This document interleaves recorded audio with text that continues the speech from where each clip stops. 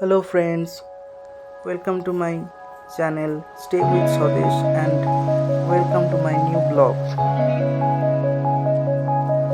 অনেকদিন কোথাও ঘুরতে যাওয়া হয়নি, তাই অতনু বলল যে চল একদিন দীঘা ঘুরে আসি।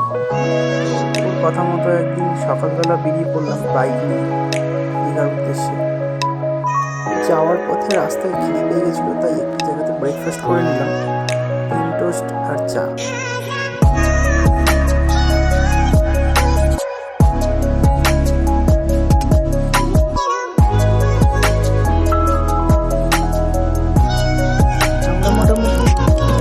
ভোর 5টা নাগাদ বেরিয়েছিলাম এখান থেকে।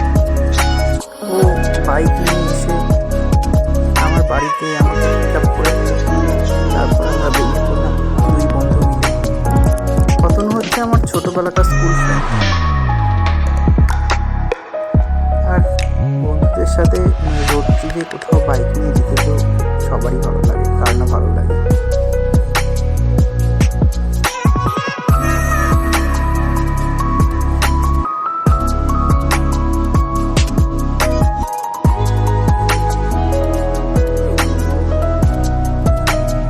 আর দীঘাতে আমাদের আসার মেন উদ্দেশ্যটা ছিল হচ্ছে দীঘাতে যে নতুন জগন্নাথের মন্দিরটা হয়েছে ওটা দেখার জন্য। তো কথা বলতে বলতে প্রায় তো দীঘার কাছাকাছি চলেই এলাম। ওই যে দেখতে পাচ্ছেন যে দীঘার গেটটা দেখা যাচ্ছে।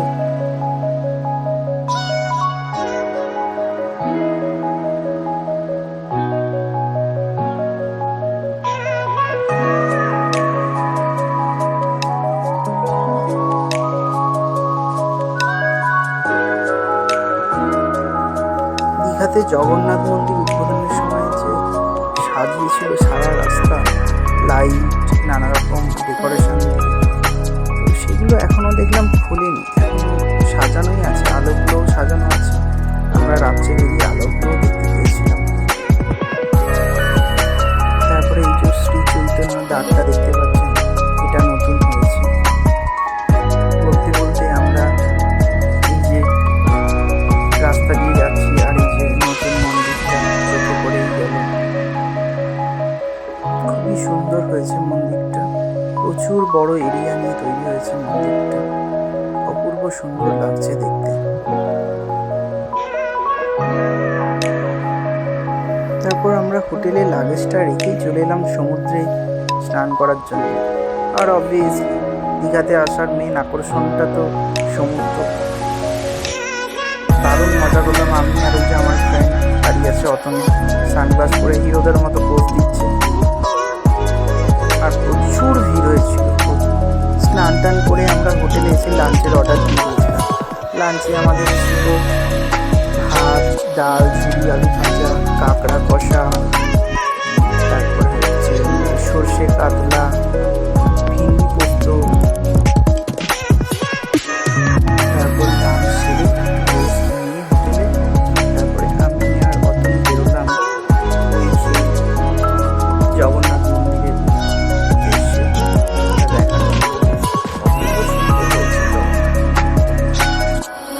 আর এই হচ্ছে আমাদের হোটেল জয়রাম হাইটাই। তারপর আমরা ইভিনিং স্ন্যাক্সে আর ডিনার মিলে অর্ডার করেছিলাম হচ্ছে মিক্স নুডলস, চিকেন তন্দুরি আর হচ্ছে ফিশ ফিঙ্গার। আর আমাদের হোটেলটা ছিল তো একদম আমাদের সি সাইডে, তাই সকালবেলা উঠে হোটেলের ব্যালকনি থেকে সমুদ্রের ভিউটা জাস্ট অসাধারণ। তারপর ব্রেকফাস্ট খেয়ে আমরা চলে গেলাম চন্দনেশ্বর মন্দিরে দর্শন করার জন্য। এখানে তো দারুণ মন্দিরটা, পুজো দেওয়ারও ব্যবস্থা আছে। আর এখানে প্রচুর গোমাতা আছে, তাদেরকে সবাই ফল টল খাওয়ায়।